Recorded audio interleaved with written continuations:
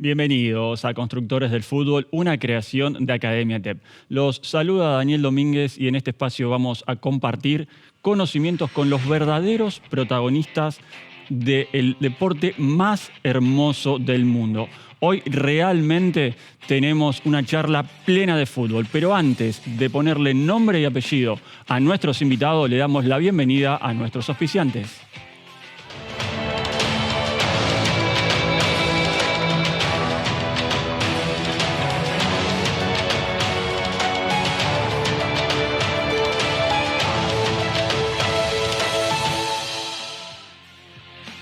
Decíamos, charla plena de fútbol porque vamos a hablar de la globalización, vamos a hablar de la ley Bosman, vamos a hablar de los chicos, los juveniles que a partir de los 16 años se pueden ir a otro club, vamos a hablar del scouting, de cómo podemos elegir o no el club donde tal o cual jugador se puede presentar o puede ser transferido. ¿Por qué vamos a tocar todos estos temas? Porque el invitado del capítulo de hoy en Constructores del Fútbol es Marcelo Lombilla, representante de futbolistas con más de 30 años en el medio, con más de 30 años en el mercado.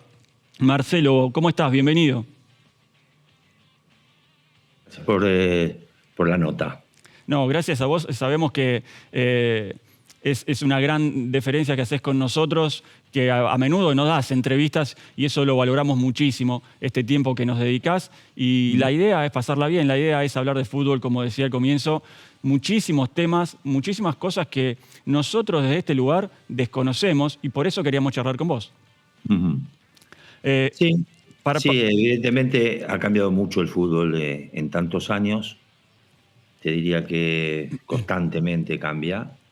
Pero en tu introducción justamente nombraste la ley Bosman, que creo que fue un antes y un después de eso, ¿no? Justamente, el tema de la ley Bosman cambia el mundo del fútbol, cambia el mercado y se abre un abanico de posibilidades dentro de eso que se generó, porque fue un verdadero cimbronazo. ¿Cómo te plantaste o cómo empezaste a estudiar ese nuevo mapa del fútbol? Bueno, yo creo que fue definitivamente un antes y un después para el jugador, sobre todo, ¿no? Me parecía totalmente injusto lo que sucedía anteriormente. Por ahí algunos tienen otra óptica, pero para mí es absolutamente lo correcto lo que se hizo. Como todavía hay montones de cosas por perfeccionar, hasta el día de hoy creo que hay cosas tan injustas para los dos lados, tanto sea para los clubes como para los jugadores. Lo que pasa es que, bueno, uno que representa jugadores o tiene que llevar a cabo la carrera de un deportista, se fija más que nada en lo que a uno lo compete. Después la parte institucional ya es un problema que tendrán que mejorar ellos. Yo siempre digo que represento jugadores de fútbol y no instituciones ni presidentes. Así que siempre traté de que lo mejor para mi jugador, encasillado y dentro de la ley, llevarlo a cabo. Y a eso me dediqué toda mi vida. Hablaste de cosas que todavía se pueden corregir. ¿Qué considerás que en lo inmediato se puede corregir en este sistema? Bueno, mundialmente o localmente, porque uno ve más bien lo local, ¿no? A veces. Yo creo que en muchas partes del mundo ya está absolutamente mejorado. El tema es más que nada Sudamérica. Hay muchas cosas que me parecen injustas. Te puedo decir de la cosa más tonta como que por conveniencias económicas tengan que jugar con 40 grados de calor, hasta Entiendo, sí. que un jugador tenga un salario ínfimo o un primer salario, pero una cláusula de 15 millones de euros. No me parece absolutamente para nada compatible y es por eso que hoy están quedando jugadores libres o que no firman y quedan expuestos como que parece que están estafando al club cuando ellos cumplen un contrato y no renuevan y se van libres, porque es imposible firmar un contrato donde a vos te pagan un dinero ínfimo en comparación a una cláusula extraordinaria de 20, 30 millones, o te llaman a renovar para darte $50.000 más y llevarte 10 millones más la cláusula para arriba. Creo que esos son puntos que habría que de alguna manera dejar más claros, ¿no? De esto de lo personal, obviamente, es un tema que a mí me apasiona, vamos hasta donde vos quieras con este tema, pero una de las cuestiones que a mí me hace mucho ruido en el mundo del fútbol es que desde todos los lugares posibles, digo, hinchas, dirigentes, periodistas, sí, hay que hacerse cargo también, nos olvidamos que el deportista es un trabajador y esto que vos decís es muy importante, ¿no? Porque le pedimos a un futbolista algo que no le pediríamos a un trabajador común. Por ejemplo, que trabaje gratis. Por eso digo que es un tema muy importante el que vos pones sobre la mesa. No, o no solamente eso. Yo tengo casos personales que me han pasado de jugadores estrellas, te diría, que han vuelto al fútbol argentino. No voy a dar nombres porque no me parece que corresponda, porque no lo he hablado con el protagonista, así que de esa manera no lo voy a dar, pero que se han tomado la atribución de dejarlo sentado en una tribuna como si fuese un nene de 5 años durante prácticamente un campeonato, habiendo dejado un contrato millonario en Europa para venir a jugar al club de sus amores, y no hay nada que lo pueda, digamos...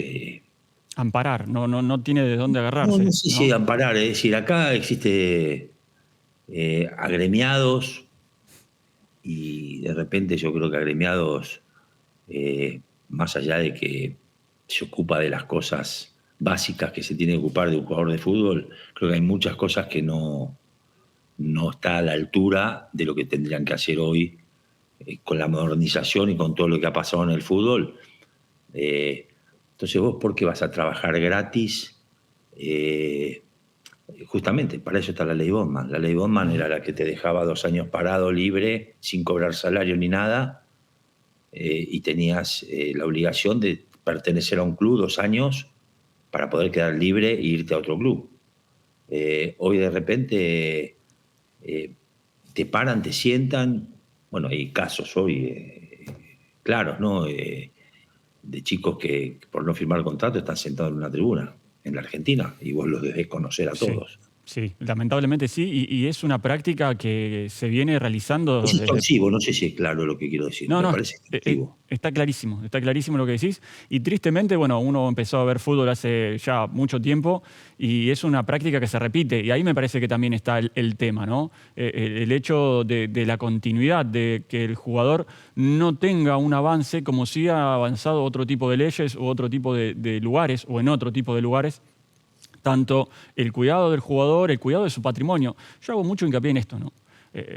Entender que el futbolista, la futbolista, porque también ahora hay mercado del fútbol femenino muy importante, ¿sí? Es un trabajador como cualquiera de nosotros. Entonces, tiene leyes que lo amparan, y así como tiene obligaciones, también tiene o debería tener sus derechos. Y hay mucho todavía por hacer en ese plano, me parece. Pero si hay un contrato que a mí me vence diciembre del 2025 o diciembre del 2026, y no me pongo de acuerdo en las cifras para las que yo creo que tengo que ganar, y eso da pie o autoriza al contratista a que yo no juegue más hasta que no me siente y arregle el número que me quieran poner, no me parece algo lógico. No, absolutamente es más, ahí es donde tendría que tallar algo en el medio, en ese gris, donde,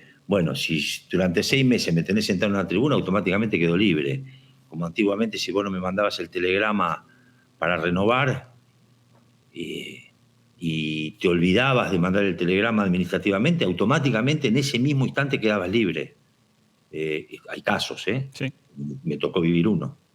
El de Ameli en San Lorenzo, cuando Ameli iba a River. O sea, hay muchas cosas, pero sí tenés derecho, por ejemplo, a dejar libre a un jugador de 18 años en reserva, porque vos considerás como institución de que el jugador no da la talla para poder... entonces, bueno, es el momento donde los jugadores entre cuarta y tercera división es donde hay una especie de limpieza, donde se toma una decisión y se dice este sí, este no, este sí, este no, lo cual es correcto. Y vos crees que no va a jugar, entonces es el momento donde el jugador se lo deja libre. Pero resulta de que ese jugador que vos estás dejando libre, yo lo quiero llevar porque le quiero continuar una carrera, porque para lo único que trabajó toda su vida es para jugar al fútbol. Bueno, no le da para jugar acá, pero le da para jugar en una segunda división de España, por ejemplo. Y resulta que ese jugador que vos dejabas libre y que no servía para nada o que no lo tenías en cuenta y que no te importaba perderlo, a partir de que yo vengo con una propuesta de una segunda división de España, me pedís 350.000 euros de derecho de formación. ¿Entendés? Sí. Son cosas que no... Sí, mucho para un lado y No, es que nada para el otro. automáticamente ese jugador se queda sin jugar. Claro, sí, No totalmente. juega más. O sea, queda en un gris donde el club, si no le dan 350.000, no lo deja ir a jugar a la segunda división de España. Por otro lado, a mí no me sirve, lo dejo libre. Entonces, ¿dónde está el momento de ese gris donde aparece alguien a defender la postura del futbolista para decir no, queda libre, punto? Por esto que marcás, Marcelo, ¿considerás que por ahí su rol, el rol de los representantes, está visto continuamente de reojo en el mundo del fútbol por defender los derechos del futbolista? ¿En dónde? A nivel argentino, sobre todo. Se lo señalaba continuamente. ¿Mundialmente? No, mundialmente hay otro respeto y hay otro cuidado también. Olvídate, pero no tengas ninguna duda. O sea, yo siempre pongo un ejemplo. Yo agarro el teléfono ahora y llamo por teléfono a un presidente de Europa, llámese quien se llame, y a mí me atiende al instante. Y acá tengo que hacer un curso, no sé, tengo que hacer más trámites que para poder llegar a sentarme 5 minutos de tomar un café. No está tratado de la misma manera. ¿Por qué? Porque acá está muy bastardeado. Está muy bastardeado, a veces con razón, a veces sin razón. No todo es lo mismo, no todos son iguales, pero el representante acá está mal visto porque va en contra de los derechos de los clubes. Es decir, yo debo ser la persona más prohibida o no, ¿cómo se llama esto que le ponen en el título? Persona no grata. O sea, soy persona no grata en un club donde soy socio desde los 3 años. Llevo 60 años, 65 años de socio y resulta que soy no grato. ¿Por qué? Porque defendí los derechos de una persona o de una, digamos, de una propiedad del club, ¿no? Digamos. Pero la realidad es que si yo no hago eso, no haría este trabajo, me tendría que dedicar a otra cosa. A eso apuntaba, ¿no? El tema de cómo se lo señala al representante de futbolistas por defender los derechos del jugador en Argentina y también yo considero, y esto me hago absolutamente responsable, como cada cosa que digo, por quizás entorpecer ciertas ideas económicas en algunos clubes, para no generalizar, ¿no? El representante por ahí marca y conduce una línea que no va de lo que pensaba ese dirigente X para su bienestar, del dirigente X, no de la institución. Y siempre es más fácil culpar al otro, en este caso al representante. Ahí en Argentina me parece que tenemos un grave problema y un grave conflicto. Bueno, y si me permite, en tu caso a vos te han señalado muchas veces como el culpable, con ese título, ¿no? Es que bueno, para eso existo, si no, no existiera. Si sos el representante, claro. Justamente yo le digo, es porque la relación entre presidente y jugador tiene que ser permanentemente de cordialidad, Imagínate vos lo que sería un jugador sentado frente a un presidente discutiendo, entrando en un terreno que después lleva a una situación incómoda por la cual después tenés que convivir todo tu contrato o años, y me parece que, bueno, justamente ahí aparece la persona que es la que de alguna manera, entre comillas, va al choque para tratar de poner las cosas en orden y defender los derechos del jugador. Pero yo creo que, por ejemplo, en Europa, hablo de Europa porque es el lugar donde toda la vida trabajé y Nunca fue así, nunca fue así. Te digo, del minuto uno de yo dedicarme a esto, era llegar y eras hasta un bien para el club. Te veían, o sea, vos te sentabas no sé, en el Milan o en el Madrid o donde te sientes, eras una persona respetada, respetada porque eras el representante, eras la cara del jugador que ellos contrataban. Acá no, acá sos El enemigo. no sé si de llamarlo el enemigo, sos el vivo que se lleva el dinero. Ajá. Sos el vivo que se lleva el dinero, sos el vivo que le come la cabeza al jugador para Sí. un beneficio propio. ¿Y no crees Sos el que ese vivo. imaginario colectivo se genera a través de toda esta discusión y estos palos en las ruedas que pone el dirigente, pero también por lo que se muestra? Por ejemplo, hace poquito aquí en Latinoamérica se estrenó en una plataforma la serie de Guillermo Coppola. No ¿Mm? quiero hacer hincapié en la figura de Guillermo Coppola, sino La vi toda. en la serie. Digo, ¿no crees que eso juega también un poco en la cabeza de la gente común, de nosotros? Es decir, el poder que tienen los representantes, moviendo No, intereses de mira, acá para justamente allá. yo lo conozco mucho a Guillermo, Sí, mucho, tengo relación con él. Y bueno, es una ficción, evidentemente potenciada. Cuando digo exagerada. potenciada me refiero a que le ponen todo ese picante para que la serie tenga lo que tenga que tener, Claro. ¿no? Pero yo lo conozco laboralmente a Guillermo y intachable, intachable. De las personas a copiar, te diría, a la hora de negociar un jugador de fútbol. De, Después, bueno, él se enamoró de Maradona y por suerte para nosotros se fue con Maradona a vivir y nos permitió crecer en el mercado, porque si no tenía absolutamente todo. Eh, pero yo creo que no, que somos todos los que de alguna manera tenemos una generación antigua de fútbol, somos todos considerados, salvo que tengas la doble vara. Ajá, Sí, es la verdad. doble vara, ¿qué significa? Que representás al jugador y representás al presidente. Entonces estás en el medio de ver cómo tratás de eh, llegar a un acuerdo y dejar conforme a A ambos. todos, sí, claro. Claro. En realidad, nunca en una negociación entre un futbolista de un futbolista con un club, una de las dos partes va a quedar conforme. Eso es lo que yo creo. Y hoy el tema de los montos que se manejan distintos a, ¿Mm? no sé si distinto, porque va cambiando también la evaluación, etcétera, etcétera. No vamos a hablar de ese tema, pero digo, hay muchos ceros en las transferencias de un jugador. ¿Y eso no crees que también confunde a las dos partes, tanto al jugador, a la familia del jugador y a los dirigentes de ese club? Pero lo primero que lo confunde son los que ponen los números. O sea, yo te digo un caso concreto. Eh, Ahora tenés un nene que recién está haciendo sus primeros pasos, vos ya le pusiste precio, ya son jugadores de 30 millones, Ujú. 25, tienen 18 años. ¿Cómo sigue la cabeza de ese jugador?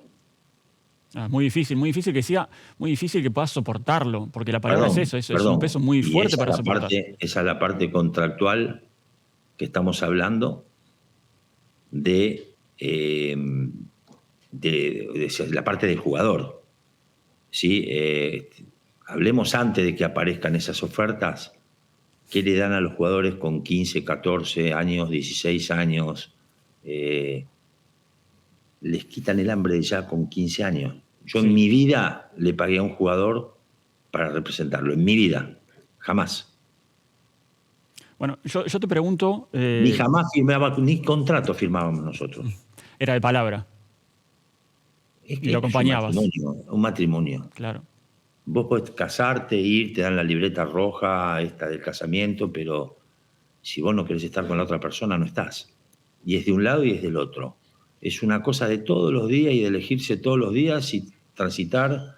una carrera son de 15, 16, 20 años juntos de la mejor manera posible, porque si no, no se podría hacer. Es decir, la confianza es todo. A mí, ¿de qué me sirve un papel firmado si vos no querés estar conmigo? O viceversa, o yo no quiero estar con vos. ¿De qué sirve un papel? Claro. Yo te quería No, preguntar tengo sobre... casos que no me he querido estar con una persona porque no estaba encarrilada dentro de lo que yo creía que era conveniente. Primero trato de... Hoy ya no, hoy ya me corrieron mis hijos, que son los que están de lleno en esto, pero que siguen exactamente la misma, digamos, con las mismas ideas, los mismos conceptos, de cómo creo que se debe manejar este negocio. El jugador de fútbol es una persona que vos tenés que convivir todos los días de tu vida con sus problemas, cuando te dedicas a representar, que no es lo mismo que intermediar. Intermediar es vender y desaparecer. Vos, cuando representás a un jugador, tenés que estar todos los días de tu vida dispuestos a que te suene el teléfono y que tenga una necesidad. Bueno, lo que hablabas de la serie de Coppola, a menor escala, por supuesto, porque no son todos Maradona, pero en exigencia te diría que son todos Maradonas. Claro. Sí. En esto te quería traer dos casos. No quiero poner nombre tampoco para incomodar, pero el jugador de 16, 17 años que está teniendo un buen nivel en Copa Libertadores desde Brasil, desde un equipo de Brasil que va a jugar en España la próxima temporada, y todo ese producto que se armó alrededor. Y el caso del jugador de River, que en el medio de los festejos anunció que no iba a renovar. El Diablito. Exactamente, y se armó un revuelo grande. ¿Cómo manejarías estos dos ejemplos, ¿no? Ese chico de 17 años que va a pasar de un grande Brasil, porque es cierto que va a pasar de un grande Brasil a un grande o a un gigante del mundo entero, y el caso del Diableto, ¿no? No sé qué hay que manejar.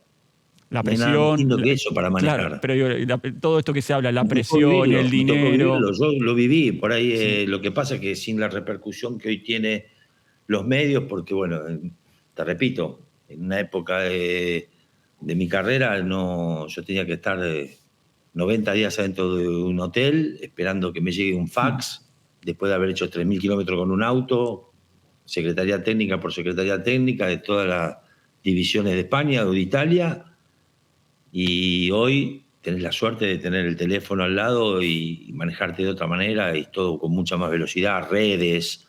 Pero bueno, yo lo viví con Gago. Gago se fue con 18 años al Madrid. Bueno, pero ahí tenés un gran ejemplo el legado que vos ponés, porque él llegó como sucesor, por lo menos así decían los medios, ojo, de Redondo.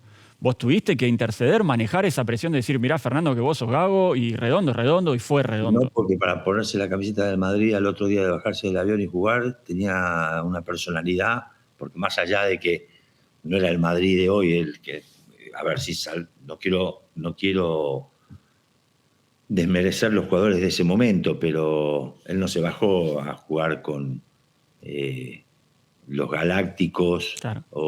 Sí, estaba en un recambio generacional. O la Quinta del Buitre.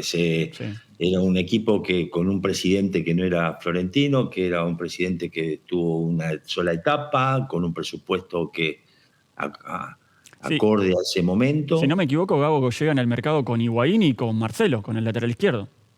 Exactamente. Sí, un recambio generacional fuerte estaba haciendo en ese momento el Madrid. Exactamente. Marcelo se contrataba para el segundo equipo, para el filial, el Castilla sería. Filial. Sí. Higuaín lo mismo. Higuaín tenía 18 creo que tenía. Llegaron, se pusieron la camiseta y bueno, ahí está. Marcelo, Higuaín, creo que hicieron historia. Volviendo al tema de Gago, digo, entonces vos no tuviste en ningún momento que marcarlo, aconsejarlo o frenarlo, decir, no sos Redondo, sos Gago, escribí tu propia historia. No, totalmente. Lo que pasa es que, bueno, el Fernando venía de un club grande, claro. Haber ganado todo con ese club grande, y aparte tenía las condiciones para jugar en cualquier lado, absolutamente en cualquier lado. Después, y Y aparte él se la creía, y era lo que necesitas es eso, que él se la crea. Yo creo que el Diablito, se ponga la camiseta que se ponga, él se la cree. No tengo duda. No puedo hablar por el brasileño porque no lo conozco, pero a este que lo veo todos los días, son desfachatados, son diferentes. Bueno, por eso van donde van, los eligen los clubes que los eligen. Lo que no estoy de acuerdo es que de repente, vuelvo a repetirte, no pueda un club tener jugadores de ese tipo y no tenerlos renovados por haberlos dejado estar o porque el club se encuentra a veces desprotegido y se pierde la posibilidad porque aparecen clubes, bueno, llevarlo a España también, o llevarlo a Italia también. Sí. Hoy el mercado inglés, que es el mercado que prácticamente domina absolutamente todo, va y se lleva un jugador de que, a ver, quiero el jugador este del Betis y se lo lleva mañana. Sí, ¿Y cómo lo pagan? claro, el ejemplo claro es el de Ansu con el Brighton. En otro mercado, en otro mundo, futbolísticamente hablando, era No pasa. imposible que del Barcelona vaya al Brighton. Claro. Siendo Ansu quien había sido señalado como sucesor de Messi portando la número 10. Y pasó. Y pasó y va a seguir pasando, me parece, ¿no? Sí, y le ha pasado a cuántos clubes. Sí. Que van y le sacan los jugadores, se los llevan por 20 millones, por 30 millones, como nada, se los llevan. Yo creo que eso pasa en todos lados. Pero los clubes se sienten desprotegidos desde ese lado o pasan a hacer lo mismo. ¿Por qué? Porque los clubes grandes de la Argentina se lo harán a los clubes chicos de la Argentina o a los equipos de segunda división de la Argentina. Los de España o los de Italia se lo harán a la Argentina y a los clubes grandes de la Argentina. Y así es como una cadena porque no hay algo que de alguna manera lo pueda frenar. Entonces, te repito, está dentro de la legalidad, no hay nada que reprocharle a nadie. El único reproche que yo hago es que no puede ser que un jugador que gana $10.000 al año tenga una cláusula de 20 millones. Claro. Eso no lo entiendo. No, está clarísimo. Pero existe, y por eso después dicen que no. Claro. ¿Y crees que pasa por lo social en Argentina, por el apuro? Me permito utilizar el término desesperación, por esto montaña rusa social en la que vivimos continuamente en la sociedad argentina, de que quizás con un jugador quieren salvar las finanzas o la economía de la institución? Mirá, yo creo que no. Son cosas que no las podés detener. Claro. No las podés detener. Tampoco estamos hablando de masivos, porque ¿cuántos jugadores son los que realmente se van en esas condiciones? No. No es la mayoría. Si me decís la mayoría, te diría, bueno, estamos en un problema, pero realmente son muy limitados, son 3, 4, más no hay. Yo creo que no, lo que yo haría, lo que yo pensaría en hacer a futuro es ver cómo hago para mejorar ese punto gris que queda entre lo de antes, que era un esclavo del club por 2 años, libre, sin cobrar, cobrabas el 20% de tu salario para poder quedar libre, y lo de hoy, que tengo el derecho a decir mañana no firmo y le hago un perjuicio a un club que de repente, más que los derechos de formación, no te vas a llevar, que es lo que vos me viste de que tengo 9 años en un club hasta que debuté en primera. Creo que ahí hay un gris en el medio que podría tener algo de. Yo lo desconozco. Claro. No sé cómo o de qué manera. Lo que lo tengo claro, es que hay cosas que no son de ninguna manera justas. Ni para un lado ni para el otro. Pero un jugador que gana 10 pesos no puede tener 30 millones de cláusula. No, está clarísimo, está clarísimo. Entonces, mi consejo como representante va a ser toda la vida decir, listo, seguí cobrándote. ¿Qué te hace falta? Un auto te lo compro yo, olvídate, no te preocupes. ¿Qué tenés un problema en tu casa? Lo solucionamos, pero vos no firmés. ¿Por qué? Porque vos al pedir 30 millones me limitaste automáticamente. ¿A cuántos clubes puedo ir con 30 millones? vos entendés de esto. Sí. ¿Cuántos clubes pueden pagar 30 millones un jugador? No, hoy 5, 10 como mucho. Pero el Como tema mucho. es que no es un jugador que por ahí está para alguno de esos 30 Claro, clubes o 20 o 10 que existen. sí, Está para ir al Betis. El Betis no puede pagar 30 de millones. ninguna manera. El Villarreal no puede pagar 30 millones. Claro, Entonces, te cierra los mercados y va en contra de la globalización que hablamos antes, ¿no? bueno, Hoy cuando exactamente. tenés un mapa futbolístico muchísimo más amplio que en tus comienzos, esa cláusula te limita. Es Exactamente. contradictorio. Entonces, listo, vos querés poner 30 millones, yo no tengo ningún problema. Pero para 30 millones tengo que ganar por lo menos 2 millones al año. Para que me pongas 30 millones, que eso es lo que existe en Europa. En Europa sí, vos tenés cláusulas de 30 millones o de 40 millones, pero ganabas 3 millones por año. Mucho más lógico. Entonces sí, bueno, ahí estoy de acuerdo. Acá no, acá te ponen la cláusula allá arriba, pero vas a ganar tanto. Entonces los jugadores quedan libres, o quieren quedar libres, o los incitan a quedar libres. Claro. Sí, ahí está el tema. Los terminan incitando, los terminan invitando a quedar libres.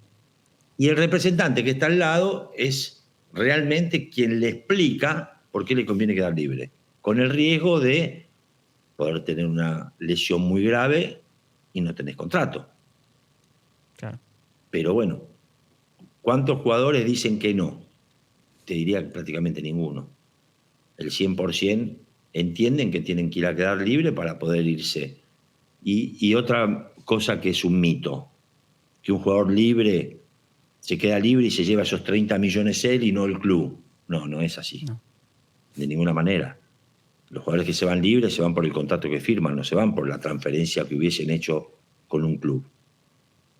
Ahí está el gran desconocimiento que hablamos al comienzo, ¿no? Ese imaginario colectivo Mañana se va libre Pedrito, sí, estrella de Boca. Se va libre a jugar al Chelsea. El Chelsea le hace un contrato por 5 años importante, acorde a lo que es él, pero no es que los 30 millones que hubiese habido de transferencia se lo van a dar al jugador. Eso no existe. pasó justamente en este último mercado o al principio de año con un jugador argentino que se fue a Inglaterra. Y pasaron muchas campañas, digo, campañas periodísticas, hasta que se explicó esto que vos bien estás comentando, Marcelo. Yo creo que el desconocimiento y también muchas veces el llevar solamente una parte de la información hace que el público en general, el hincha en general, tenga cierto concepto de la labor de los representantes o como se maneja tanto dinero, se confundan este tipo de cuestiones, ¿no? Pero aparte, perdón que te interrumpa, Sí. el mundo cambió. ¿Sí? Si vos me estás hablando de 20, 30 años atrás, te digo, oye, bueno, puede ser, viste, que hay un arreglo de esto. Hoy no existe el dinero por sociedades anónimas o cosas que existían hace 30 años atrás, que los clubes te pagaban vía, porque era permitido, ¿cómo se llama? Los contratos de imagen que existían en ese momento. Estoy hablando más de 30 años Sí. atrás. No existe más. Hoy todo es blanco, transparente, arriba de la mesa. Es imposible. Es más, nosotros mismos, antes poníamos, yo me sentaba con vos eras el presidente, decía, bueno, yo, mira, sí, yo quiero tanto. Y era un número. Hoy Hoy no está existe más a eso. través de... Tiene Hoy que ser FIFA me legal, rige que yo claro. tengo que ganar el 5% o el 6% o el 7% o el 3%, bueno, lo van cambiando cuando quieren ellos. Y no hay forma, ninguna posibilidad. O sea, eso te diría que murió el mito de se llevaron 3, se llevaron 5, se llevaron 8. Esto que estás diciendo y esto que estamos compartiendo en Constructores de Fútbol es clave porque justamente nosotros buscamos el intercambio de conocimientos y cuanto más sabemos, menos posibilidades de interpretaciones tenemos porque esto es así, es blanco, ¿no? Es a través de la ley, es a través de un número, es a través de las reglamentaciones, en este caso de FIFA, y como puede pasar en cualquier otra área, pero digo, también romper con Antes yo los compraba un mitos. jugador y era mío.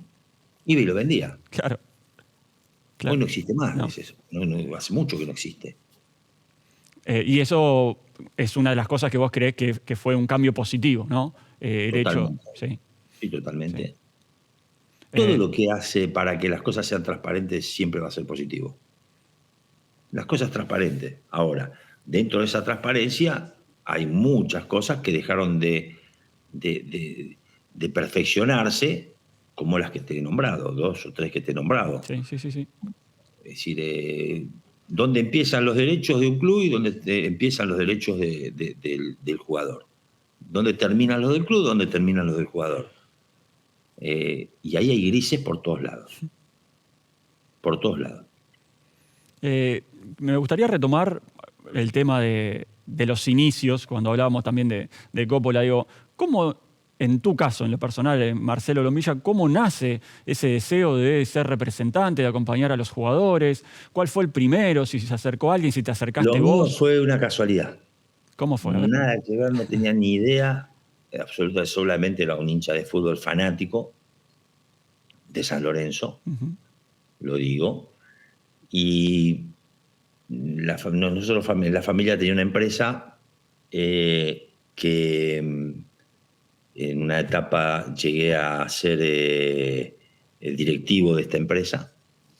Y yo, como fanático hincha de fútbol, justo San Lorenzo estaba en una etapa muy mala, pero muy mala económicamente, y jugaba la Copa Libertadores. ¿Estamos hablando de la década del 90? Más o menos, Exactamente, sí. 89. Ajá. Las liguillas y la 89. Copa Libertadores, claro. Cobani, Marchi, Colochini, Riquelme, Junta, Civigi, Ortega Sánchez, Beto Acosta. Le gana Boca la Ese liguilla para clasificar a la Libertadores con un gol de Civigi, me parece, y uno del Beto Acosta. Exactamente, Sí. y quedamos fuera, clasificamos a Newell's, dejando afuera a Peñarol, me acuerdo, en cancha de Vélez, y termina dejándonos después afuera con gol de Batistuta en Rosario, Newell's. Claro, el Newell's que después llega a la final con Nacional de Montevideo. Exactamente. Sí. Ese equipo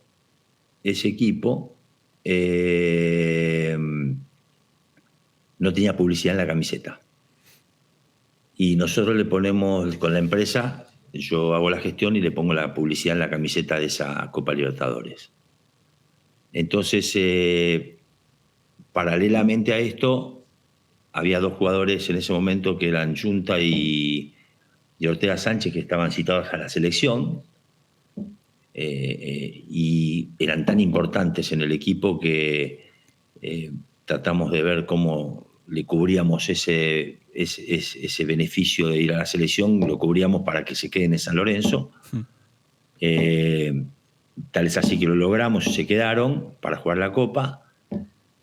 Y después teníamos una casa quinta muy grande de la familia, en ese momento en General Rodríguez, y que tenía como 14 habitaciones, era como una villa olímpica.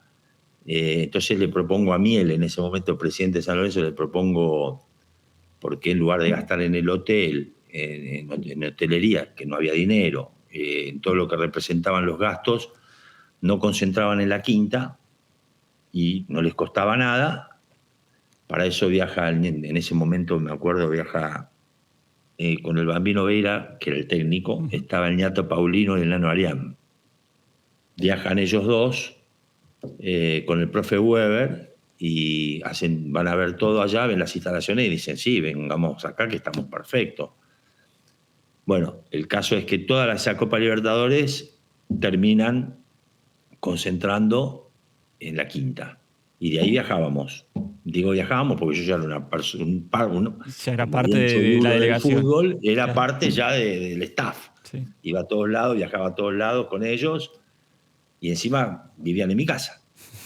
Entonces, el sueño de todo hincha, Marcelo, te digo. No me acuerdo quién fue el primero que me pide que si le hacía el favor de hablar con Miele por el tema del contrato, si lo ayudaba.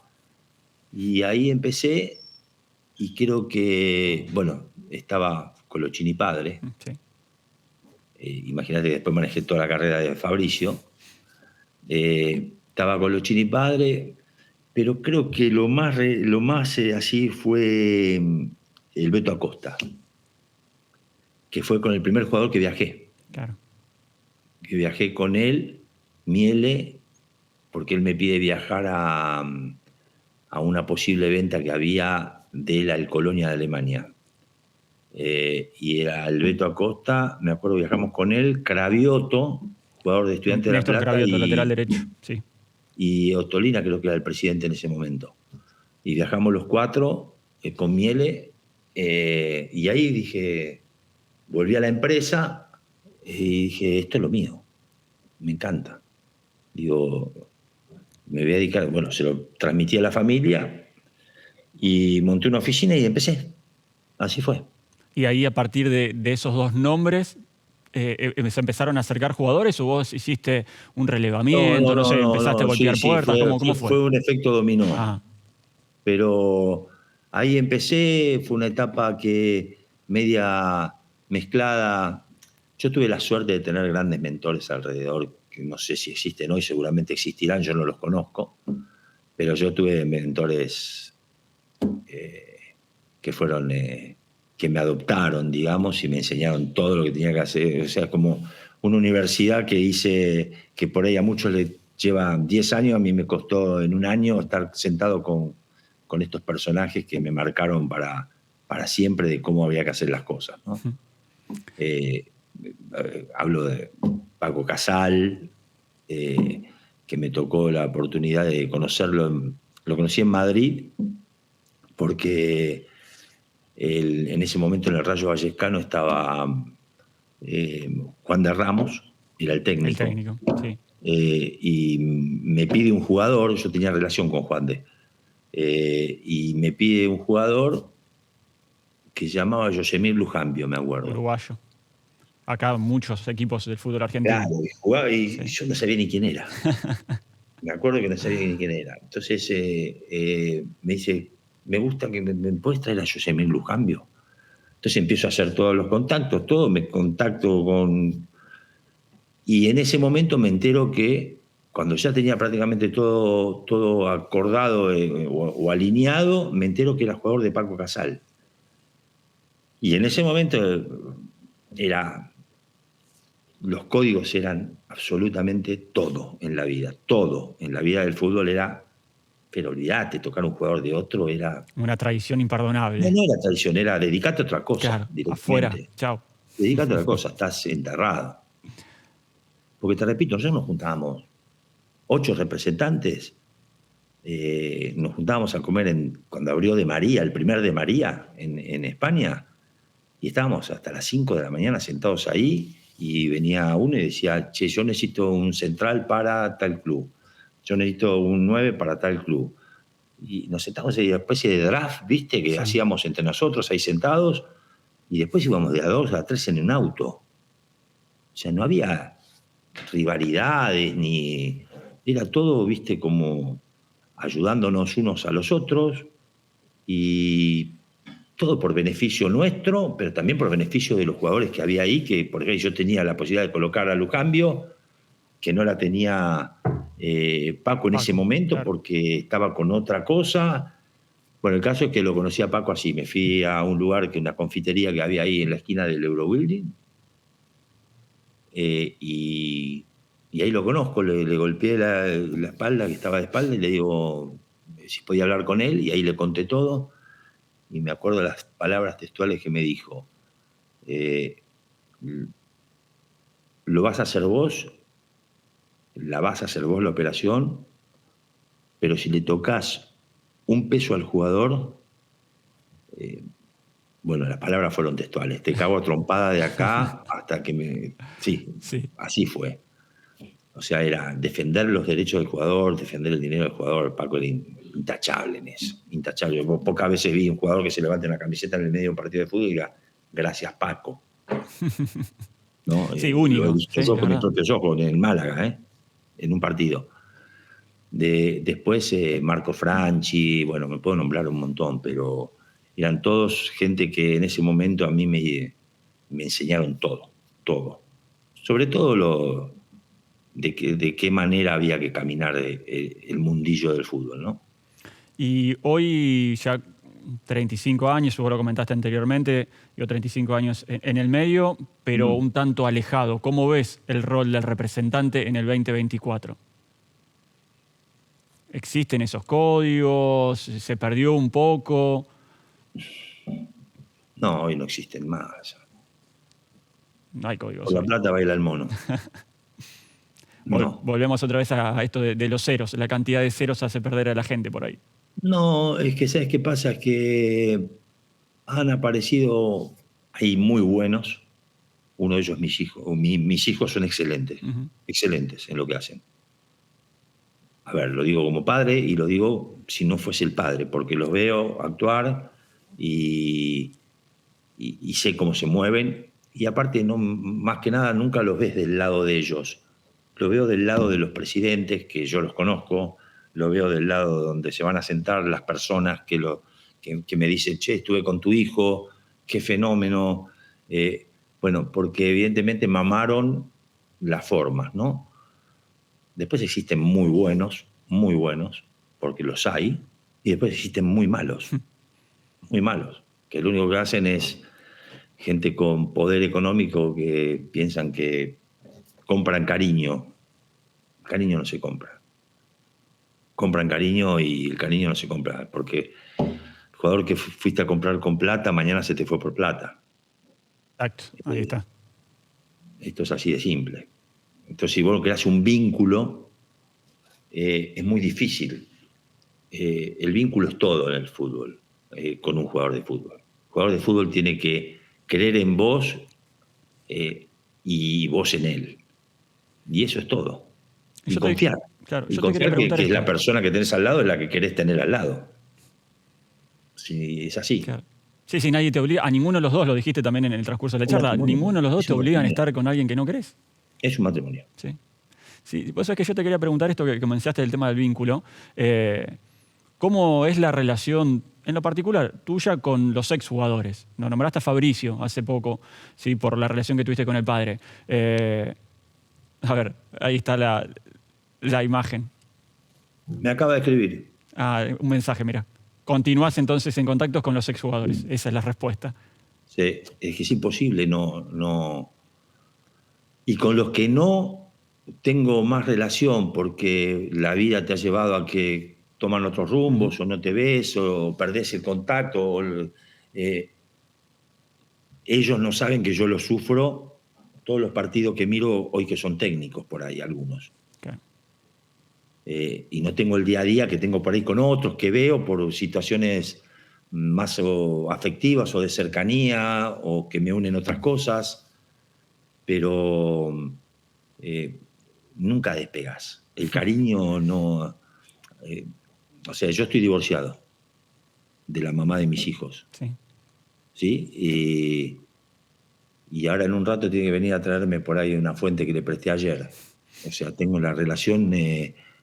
¿cómo corto ese vínculo? No lo vas a cortar.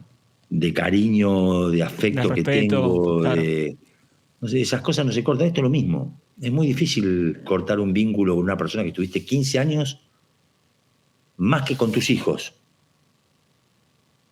Porque yo estuve, qué sé yo, con el Kiri González, te estoy hablando con Fernando, con Fabricio, qué sé yo, con Mateo. Estuve más tiempo con ellos que con mis hijos. Yo no estaba en los cumpleaños de mis hijos, no estaba, porque te repito, porque no es esta época donde sí te permite manejarte de otra manera. Mirá lo que estamos haciendo. No sé qué estoy haciendo, ni dónde estás vos, ni dónde estoy yo, y de repente hay 14.000 kilómetros de distancia. Yo tenía que estar ahí y salir corriendo terminaba el partido ese y tenía que salir corriendo para Madrid de Valencia porque jugaba Fabricio en el Atlético, y si no estaba me sentía mal porque había estado en el otro y en este no, y de ahí al otro día vuelo a Milán, y así era la vida. Hoy es más fácil. Hoy termino un partido y lo llamo por teléfono, que te vi todo, hago esta cámara que estoy haciendo con vos. Sí, y tienen personas editando también por afuera, hay otros equipos de trabajo, ¿no? como más amplio. Sí. Todo está servido, todo. Yo veo los datos que hoy hay en estas computadoras y me dicen de un jugador todo lo que yo quería saber y tenía que ver 70 videos para convencer a un presidente de lo que acá le muestro en 3 columnas en 5 Claro. minutos.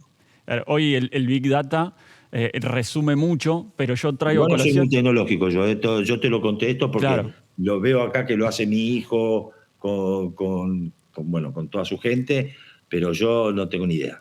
Yo Yo creo soy que muy de la antigua, no me salgo de... Yo creo que todo progreso no es avance, pero traigo a No. colación una frase de Monchi, que generalmente la digo mal porque no soy bueno para esto, pero Monchi hablaba de que él no contrataría para su Sevilla un jugador mirando solo los datos, pero tampoco llevaría a un jugador sin conocer esos datos. Y ese era el trabajo que hacían ustedes en la década del 90. Sabían todo. Desde la casa, los datos, las estadísticas, pero sobre todo el vínculo afectivo.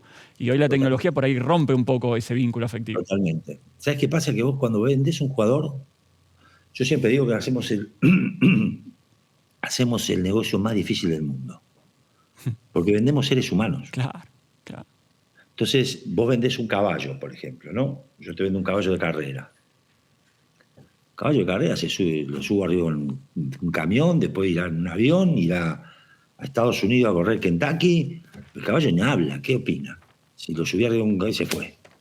Acá opina el jugador, la mamá, el papá, el cuñado, los hermanos, los amigos. Entonces, después yo tengo que llevar afuera un embajador, no un problema. Claro. Si yo le llevo mañana, no sé, por decir, al viejo, digo el viejo porque lo amaba, ¿no? ¿Cómo se llama? Se me hizo la laguna. El presidente del Atlético de Madrid. Sí, Gil y Gil. Miguel Ángel es el hijo. Pero no decís Jesús Gil y Gil. Yo hablaba con Jesús. Claro, Jesús Gil y Gil, claro. Bueno, yo le digo a Jesús un problema y al otro día me mataba. Jesús me venía al hotel y me mataba. Entonces vos lo que tenías que llevar era explicarle que llegó un jugador, ¿sí?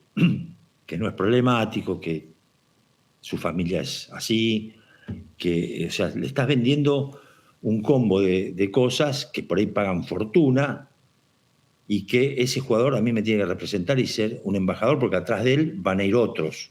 Si yo llevo un problema y le causo un problema o lo estafo a un presidente desde el lado, por ahí no deportivo, porque deportivo puede ser un crack. ¿Vos de qué parte sos de Argentina? ¿Vos de qué parte sos de Argentina? Rosario, Santa Fe.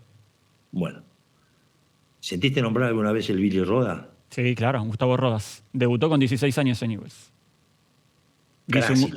Crack. Le hizo un gol a Talleres de Córdoba al día de su debut. No, de la selección nacional le iban a buscar de acá de Seiza, le iban a buscar allá para llevarlo a la selección y todo. Entonces, y ahí tenés, ese chico lo perdí. Sí. Lo perdí. Sí, acá en Rosario sabemos lamentablemente su historia desde muy pequeño. Digo lamentablemente porque la institución bueno, desconocía que lo tenías, pero digo, se intentó casi todo o todo. Es que creo que todo el mundo intentó. Claro, sí. Quien lo tenía o quien estaba y quien no estaba tenía interés en que ese chico llegara donde tenía que llegar, porque las condiciones eran monstruosas. Se hablaba que iba a ser mejor que Manso. Acá en Rosario, Damián Manso. Yo te repito, lo iban a buscar de Seiza, de la selección. Lo iban a buscar y era contemporáneo con jugadores míos, me acuerdo. Y todo el mundo decía, y el Billy. Bueno, el tema es, ¿viste? Vos cómo hacés para que a un chico que tiene las carencias que podía tener el Billy, a nivel afectivo o a nivel, digamos... sociocultural. Cultural y sí, contención, familiar, lo que sea. O sea, ese chico, bueno, ¿quién estuvo ahí para salvarlo de las tentaciones o de todas las cosas que pudo haber pasado el Billy para no haber llegado donde tenía que haber llegado? Entonces, ese tipo de cosas vos no las podés transportar a Europa, o afuera, o a un presidente. Vos tenés con las cosas solucionadas. Entonces, cuando vos le llevas a un jugador, ese jugador tiene que ser un embajador. Yo tuve la suerte de, mira, todos los que te nombré hace un rato, sí, Fueron 14, 17 años, 15 años en Europa. Sí, sí, ejemplos. Y bueno, mientras vos comentabas, a mí se me venía a la mente, porque tengo esta cosa de periodista, ¿no? Va a haber conflictos, frases. Ni Fabricio, ni Gago, ni mucho menos Mateo Musacchio tuvieron algún tipo de rebote mediático por fuera del fútbol. Ejemplos dentro y fuera de la cancha. Y me parece que eso también habla de tu trayectoria y del perfil de los jugadores que No, representaste. habla de ellos, habla de Claro, ellos. claro. Habla de ellos porque justamente fueron profesionales. O sea, Fabricio estuvo 17 años en Europa y se volvió 2 años antes, ¿eh? Por amor a la institución que era hincha o que es hincha. Sí. 2 años antes, dejando un contrato millonario. Pero siendo capitán de Newcastle. Capitán. Yo te digo que fueron jugadores extraordinarios, pero fuera de la cancha, no, dentro de la cancha ya lo eran, por eso estaban ahí. Pero fuera de la cancha, el Kili, eran jugadores extraordinarios, profesionales, pero increíbles. Y cuando se retiran, por ejemplo, bueno, Fernando es entrenador, Kili es entrenador, los casos de Colochini o de Musacchio siguen ligados al fútbol, se asesoran con vos, te preguntan, Marcelo, ¿qué puedo hacer? Ya la tienen clara y vos si los quieren, acompañás. sí, si quieren, sí, no tienen obligación porque Claro. no... yo nunca representé técnicos, nunca, Ajá. jamás. ¿Por algo en particular? Para no mezclar con esto, como hablamos al No me principio. pareció, a mí nunca me pareció compatible, Bien. o sea, porque sí puedo recomendar. Claro. Me preguntas qué técnico, y bueno, me ha pasado, pero no representar porque no me parece compatible, porque mañana me lleva un jugador mío y ya estamos en ya está. Sí, ya se mezcla, otra vez volvemos hay al mugre. conflicto. Sí. Pero si me preguntan, sí, hablo, pero a nivel consejo, a nivel, no me meto para nada en lo que es por qué no llevas a este en el cuerpo técnico, por qué no haces esto, no, eso no. Sí tengo relación y me preguntan, pero nada más que eso. Marcelo, la última de mi parte. En un momento participaste de la operación de Villagra, Cristian Villagra, Marco Rubén, Marcelo Ojeda, a River. ¿Puede ser que en esa operación también pudo haber participado Ángel Di María? Si no es correcto, obviamente, corregime, no hay ningún problema, pero ¿pudo estar dentro de esa operación Di María para Perdón, River? yo no participé en esa operación. ¿No participaste de la operación Rubén Villagra desde Central a River? No. No. Bien, No. porque nosotros teníamos esa posibilidad de que quizás en ese paquete, perdón la expresión de paquete, podría haber estado incluido Di María. No. No. Yo no participé. Bien, bien. Queríamos saber eso porque justamente en estas horas que estamos haciendo esta grabación, Rubén vuelve al fútbol después de 2 años y medio de haberse retirado y bueno, vuelve al fútbol a Rosario Central con 37 años. Por eso lo traíamos a colación. No. Claro. No, yo no participé. No tenía nada que ver. Sí lo conocía, a Marcos Rubén lo conocí en Villarreal, pero no tuve nunca relación comercial con ninguno de ellos. Perfecto. Marcelo, la verdad, como lo dije al comienzo y como lo dije en el transcurso también de la charla, queríamos charlar con vos para aprender de fútbol, para intercambiar conocimientos. Y desde mi lugar, absolutamente subjetivo, obviamente, creo que lo hemos logrado, ¿sí? Porque la verdad fue una charla muy enriquecedora, con muchos conceptos muy claros, que nos desandaste, porque sí, es así. Aprendimos cosas que hay que romper mitos, hay que romper ese imaginario colectivo sobre el rol del representante en el fútbol y absolutamente convencido que lo hemos logrado. Así que inmensamente agradecido, Marcelo, por este tiempo que nos dedicaste.